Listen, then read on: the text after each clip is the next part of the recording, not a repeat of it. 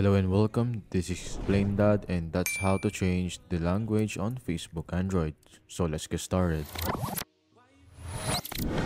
First and foremost, you should be logged in already on your Facebook app. So just open it up and be logged in. Tap on your profile icon at the top right, and then tap on the cog settings just right below it. In here, you can just scroll down until you see the language one. And in here, you can change the language that you would prefer in each of the options provided as well.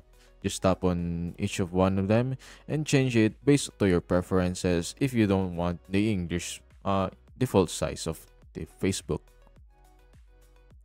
So just pick and choose.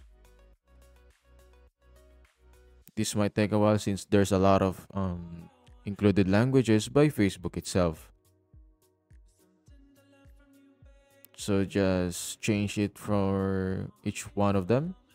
Just tap on your needed language, and after that it should technically be applied already, but if not, just restart the app and then go back again. And that's about it. This is Explain That, and that's how to change the language on Facebook Android. If you found this video helpful, be sure to hit that like button, subscribe to our channel, and share it with your friends by notifying that bell as well. As always, stay tuned for more tech tutorials on Explain That.